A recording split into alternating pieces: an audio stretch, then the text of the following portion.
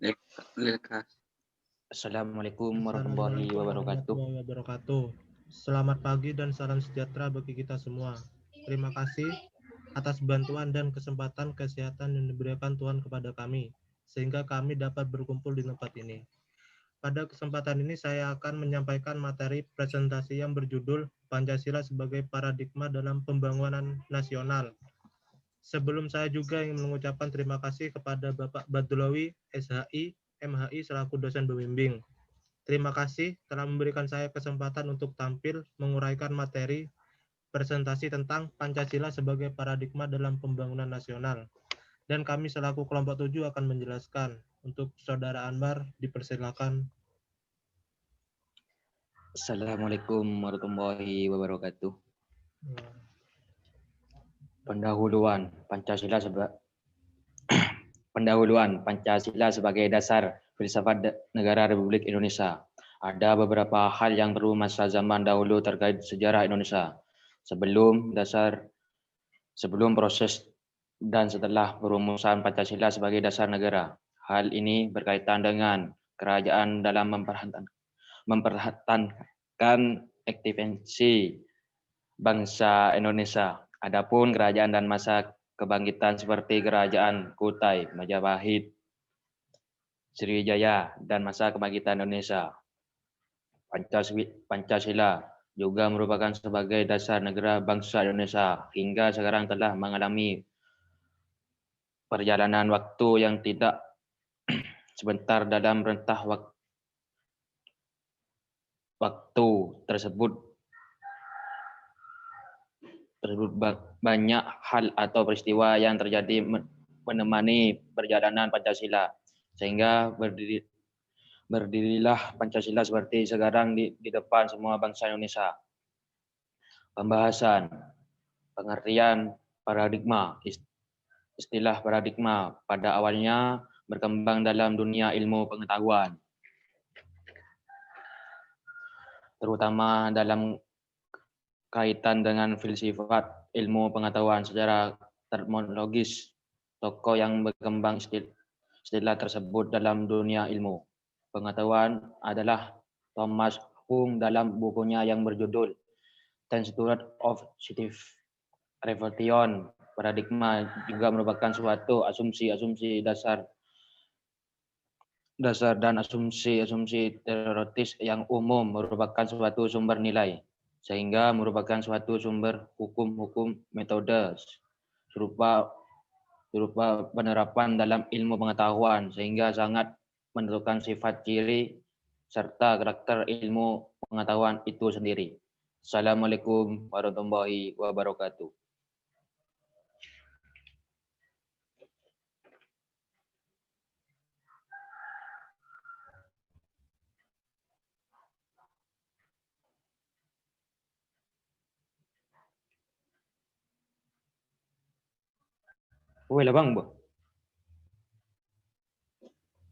Untuk selanjutnya, Pancasila sebagai paradigma pembangunan. Silakan untuk membaca.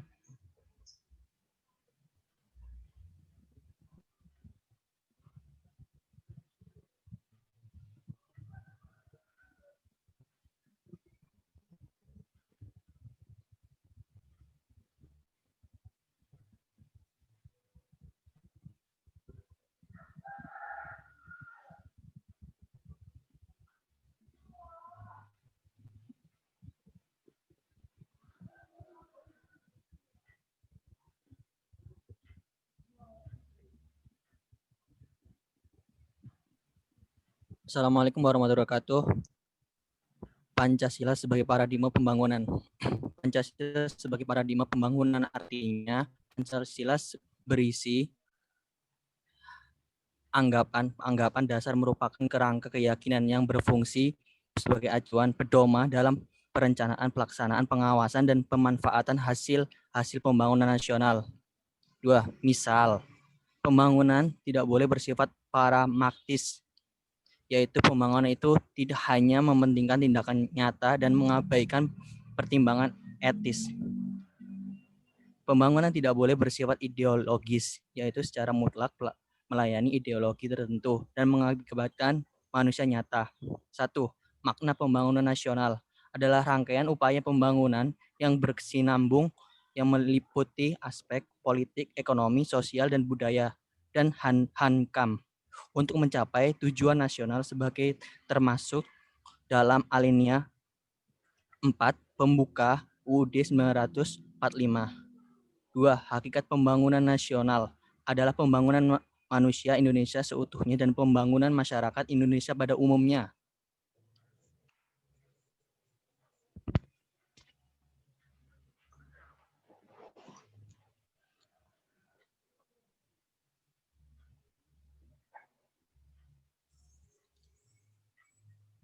Satu, Pancasila sebagai paradigma di bidang politik. Yang dimaksud Pancasila sebagai paradigma pembangunan politik adalah meletakkan nilai-nilai yang terkandung dalam Pancasila sebagai sumber nilai politik. Sumber nilai politik harus mengacu pada nilai-nilai Pancasila, terutama sila keempat, di mana semua praktik-praktik politik harus berkembang atas asas kerakyatan. 3. Hal ini dikarenakan warga negara merupakan pelaku politik sehingga masyarakat harus mampu menempatkan kekuasaan tertinggi sebagai warga negara Indonesia yang menganut sistem politik demokrasi di mana kekuasaan dari rakyat oleh rakyat untuk rakyat.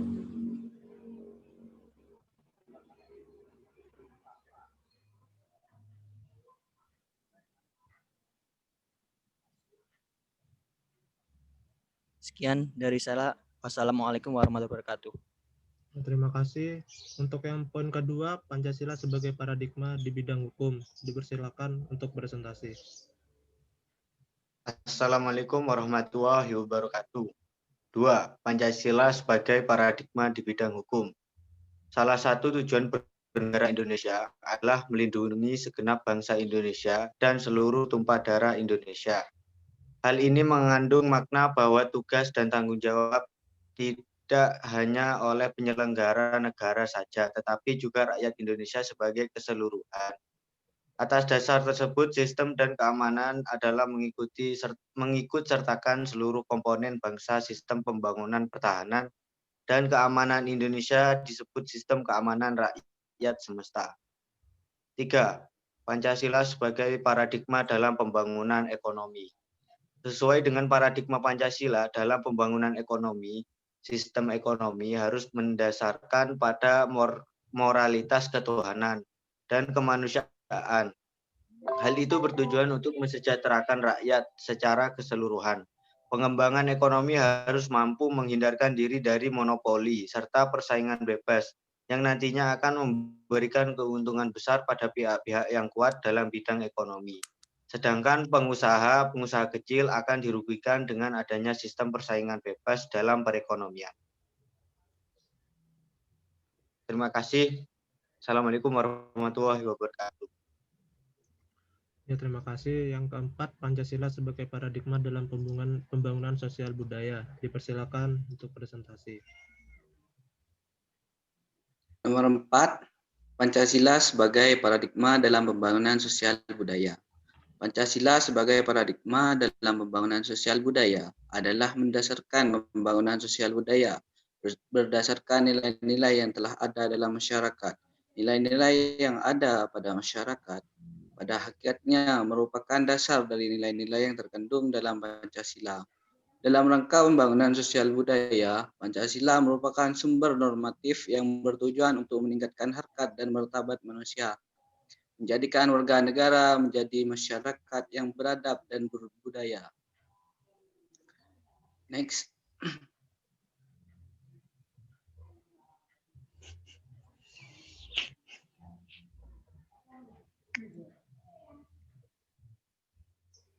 Lima, Pancasila sebagai paradigma dalam pembangunan kehidupan antar umat beragama.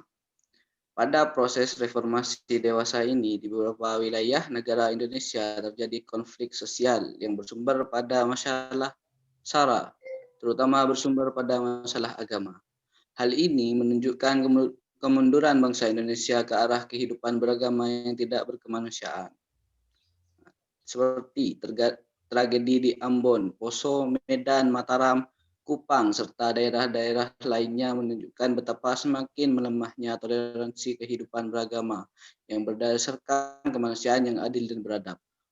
Oleh karena itu, mengapa suatu tugas berat bagi bangsa Indonesia untuk mengembalikan suasana kehidupan beragama yang penuh perdamaian, saling menghargai, saling menghormati, dan saling mencintai sebagai sesama umat manusia yang beradab. Terima kasih. Yang selanjutnya, poin 6, Pancasila sebagai paradigma dalam pembangunan IPTEK. Dipersilakan untuk presentasi.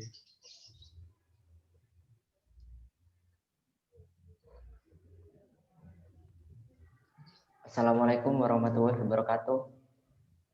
Saya Muhammad Iqbal Adnani dari kelompok 7 akan menjelaskan poin 6 tentang Pancasila sebagai paradigma dalam pembangunan IPTEK.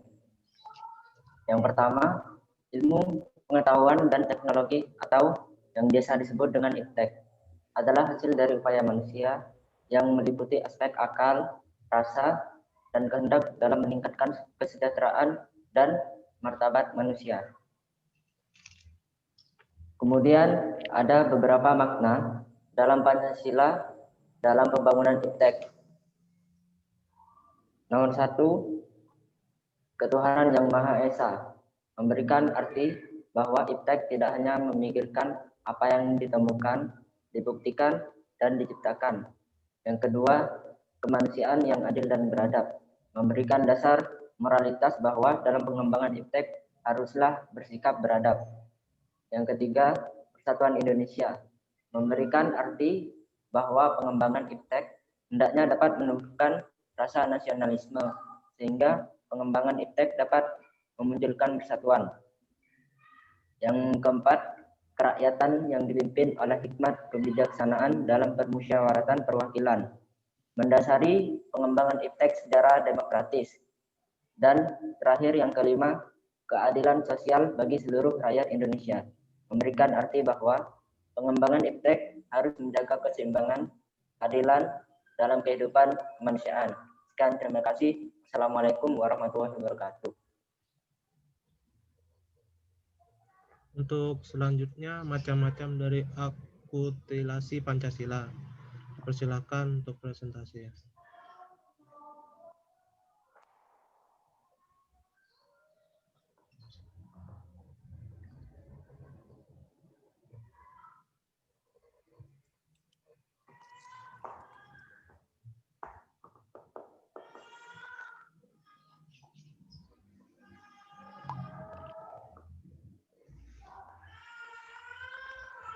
Macam-macam dari aktualisasi Pancasila. Aktualisasi Pancasila di masa kini sering sekali menjadi pertanyaan apakah beda nilai Pancasila masih digunakan di era yang telah menginjak lebih dari 70 tahun sejak Pancasila dibuat. Pancasila dapat dibedakan atas dua macam, yaitu aktualisasi objektif dan subjektif. 1. Aktualisasi Pancasila objektif. Aktualisasi Pancasila objektif yaitu aktualisasi Pancasila dalam berbagai bidang kehidupan kenegaraan yang meliputi kelembagaan negara, antara lain meliputi legislatif, eksekutif maupun yudikatif. 2. Aktualisasi Pancasila subjektif. Aktualisasi Pancasila subjektif adalah aktualisasi Pancasila pada setiap individu, terutama dalam aspek moral dalam kaitannya dalam hidup negara dan masyarakat.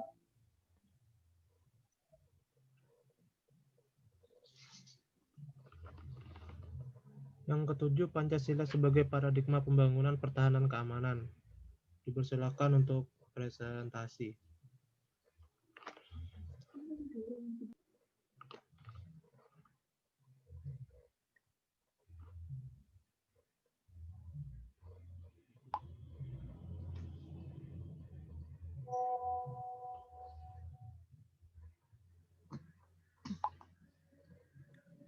Pancasila sebagai paradigma pembangunan pertahanan keamanan.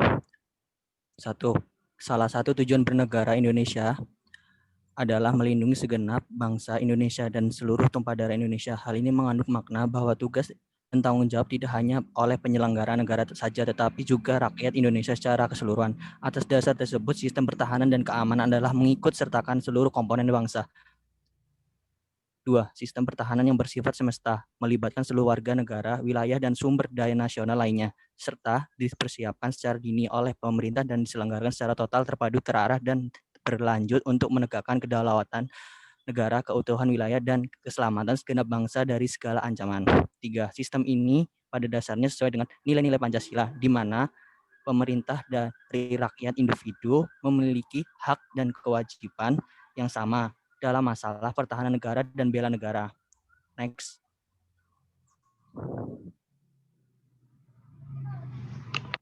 Yang 8, Pancasila sebagai paradigma ketahanan sosial. Perangkat ini pada bangsa yang satu berbeda dengan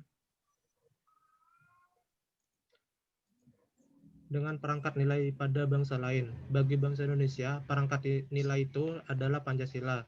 Kaitan Pancasila dan ketahanan nasional adalah kaitan antara ide yang mengakui pluralitas yang membutuhkan kebersamaan dan realitas terintegrasinya pluralitas. 9. Pancasila sebagai paradigma pembangunan industri 4.0. Poin yang pertama, revolusi industri 4.0 di Indonesia. Era revolusi industri keempat ini diwarnai oleh kecerdasan buatan, artificial intelligence, superkomputer, rekayasa genetika, teknologi nano, mobil otomatis, dan inovasi. Perubahan tersebut terjadi dalam kecepatan eksponensial yang akan berdampak terhadap ekonomi, industri, pemerintah, dan politik.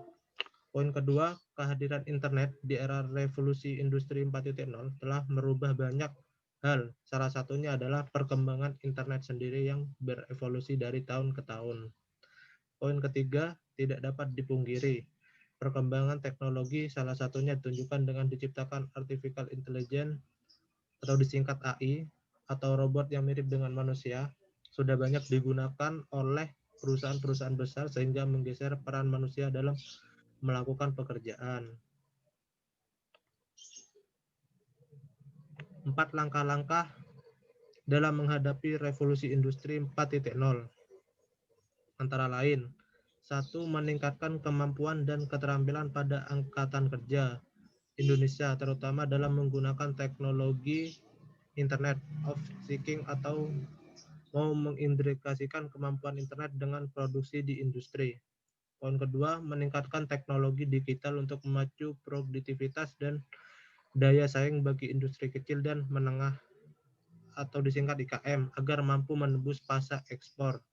Yang ketiga, memanfaatkan teknologi digital yang lebih optimal dan perindustrian nasional seperti big data, autonomous, robot, cybersecurity, cloud, dan augmented reality. 4. Mendorong inovasi teknologi melalui pengembangan startup dengan memfasilitasi inkubasi bisnis agar lebih banyak wirausaha berbasis teknologi di wilayah Indonesia. Ideologi Pancasila. Poin pertama, Pancasila adalah 5 dari dasar yang berbentuk sistem nilai dan dia direalisasikan dengan konsepsi tentang dasar falsafah negara, pandangan hidup dan ideologi kenegaraan bangsa Indonesia. Kelima, nilai fundamental tersebut adalah yang 1. Ketuhanan yang Maha Esa, kedua, kemanusiaan yang adil dan beradab, ketiga, persatuan Indonesia, keempat, kerakyatan yang dipimpin oleh hikmat kebijaksanaan dalam permusyawaratan perwakilan, kelima, keadilan sosial bagi seluruh rakyat Indonesia. Terima kasih. Sekian dari kami, dari kelompok 7. Mohon maaf ada salah atau kekurangan. Kami ucapkan terima kasih. Assalamualaikum warahmatullahi wabarakatuh.